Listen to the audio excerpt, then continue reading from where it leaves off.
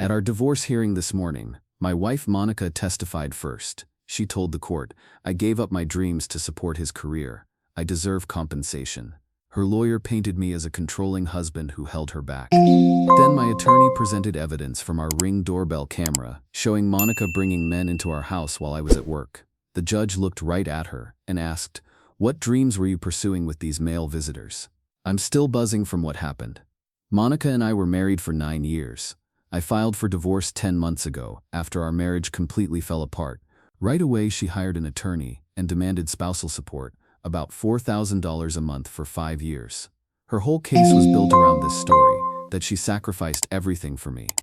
She said she gave up her own ambitions, her career, her dreams so I could succeed. She claimed I controlled her life, stopped her from exploring her own interests, and expected her to just play the role of housewife.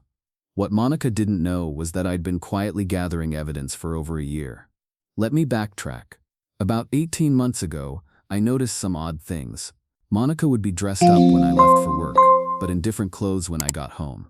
She'd say she ran errands, but the mileage on the car didn't add up. Little details didn't make sense. So I installed a Ring doorbell camera. I told her it was for package security, since we'd had a couple of stolen deliveries. She thought it was a great idea, and even helped set it up on both of our phones.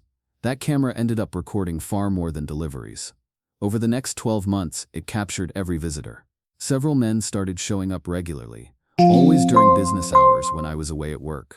Marcus came most Tuesday afternoons, usually staying 2 to 3 hours. James had Wednesdays. He was consistent, almost like clockwork.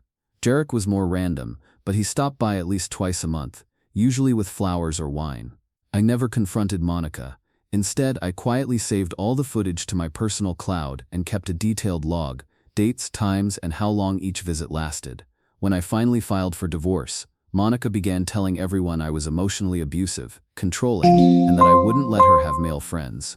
She said she stayed in the marriage only to support my career goals. Her lawyer leaned heavily on that story, claiming she gave up her future to be my support system and deserved financial compensation. Fast forward to today's hearing. Monica's lawyer spoke first, painting her as the selfless wife who gave up everything. Then Monica took the stand. She told the court how she wanted to pursue more education, but I discouraged her. How she dreamed of starting a business, but I said it would interfere with our home life. She testified that I restricted her freedom, controlled her choices, and left her with nothing but sacrifice. Judge Patterson listened carefully and even asked questions about what she could have achieved if she'd been free to follow her passions. Then it was our turn. My attorney, Sarah, began by laying out facts. Monica always had full access to our joint accounts, complete control over her own time, and no restrictions on her day-to-day activities. She was not financially or personally restrained in any way.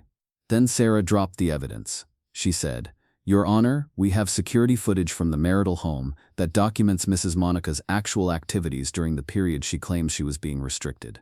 Monica's lawyer objected, saying it wasn't relevant, but Judge Patterson allowed it since it directly tied to her testimony. Sarah presented still images from the Ring camera. Marcus arriving on Tuesday afternoons, James showing up like clockwork on Wednesdays, Derek appearing with flowers and wine. Each image was time-stamped. The footage showed men visiting for 2 to 4 hours at a time, during the exact period Monica claimed she was too restricted to pursue her interests. Sarah then showed the court a full 12-month timeline of these visits. Monica's face went pale. Her lawyer scribbled notes, looking frantic. Sarah explained the camera had been installed with Monica's full knowledge for package security, and that the footage simply showed who came to the door. Judge Patterson studied the evidence and asked Sarah how it related to the spousal support request. Sarah explained clearly. Monica's story about being controlled didn't match the reality. She wasn't restricted. She was entertaining multiple men during business hours while claiming she was giving up her dreams. The judge turned to Monica. He asked about the regular male visitors. Monica tried to explain they were just friends who helped her with projects and gave her emotional support. The judge pressed further, pointing out how consistent the visits were, and asked, "What specific dreams or interests were you pursuing with these male visitors during business hours?" Monica couldn't answer. She started crying, saying only that they were supportive friends. The judge didn't buy it. After a short recess, Judge Patterson ruled. He said Monica's claims of being controlled and held back were not credible. Her request for spousal support, $4,000 a month for 5 years, was denied. Instead, the court granted a standard asset division, but no ongoing financial support. The Ring camera evidence completely dismantled her case. Aftermath updates. Update 1. 3 days later. The fallout has been interesting. Monica has been doing a lot of damage control, but the truth from the court proceedings is already out there. Her family even reached out to me, asking for my side of the story. Monica told them I had secretly spied on her to sabotage her case. I explained clearly. The Ring doorbell was installed openly for package security. Monica knew about it, had the app on her own phone, and even recommended it to friends. The camera just happened to record her daytime activities. Her sister asked why I never confronted Monica directly instead of quietly gathering evidence. I told her it was simple. Monica was publicly claiming to be the devoted, supportive wife while demanding thousands in spousal support. The security footage showed what was actually happening. As for the men in question, all three have kept their distance since the hearing. Marcus stopped showing up once he learned about the divorce case. James went silent right after court. Derek seems to have moved on entirely. None of them realized their visits were documented or that Monica was simultaneously portraying herself as a restricted housewife. Monica even reached out suggesting we settle asset division privately without more hearings. I reminded her that we already tried to handle things privately during 9 years of marriage, while she was entertaining visitors in the middle of the day. The time for private deals ended the moment she stood in court and claimed she was being held back from pursuing her dreams. Update 2.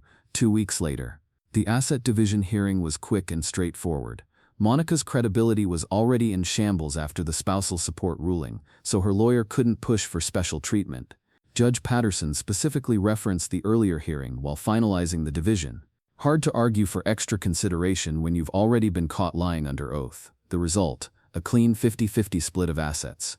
No bonus for being the devoted wife. No punishment beyond that either, just straight math. The house will be sold and proceeds divided equally. Monica now needs to find another location for her former afternoon social activities. On social media, she's been quiet since the rulings. When she does post, it's usually about starting fresh and learning independence. People sometimes comment asking about her so-called dream-pursuing activities. After I once replied with a jab about afternoon visitor consultations, Monica blocked me on every platform. Update 3. 1 month later. The divorce was finalized last week. Monica walked away with her 50% share of assets but no spousal support. A clean break, no ongoing obligations from me. She's since moved into an apartment across town. Unlike our old home, it doesn't have the same security setup. Unsurprisingly, Marcus, James, and Derek have all vanished from her life.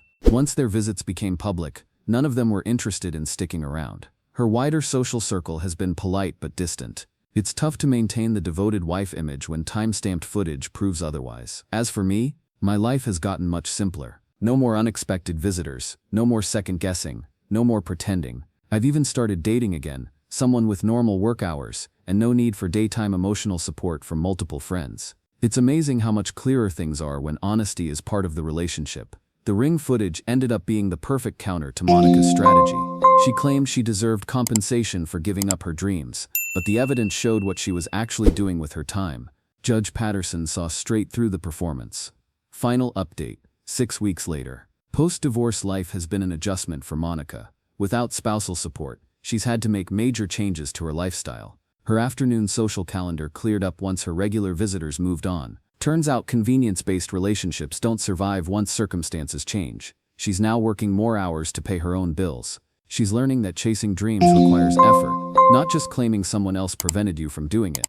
Her recent social media posts are about independence and rebuilding, but people who know about the hearings keep bringing up her documented activities instead of her inspirational quotes. Meanwhile, my dating life is refreshingly straightforward. No cameras required when you're with someone honest about their schedule and their activities. Funny enough, the Ring doorbell story has become a bit of a cautionary tale among friends. Several have said they're installing cameras themselves after hearing how it protected me in court. In the end, it was simple. Monica wanted compensation for sacrificing her dreams, but the footage showed she was actively pursuing relationships during business hours. The camera didn't lie. Her testimony did.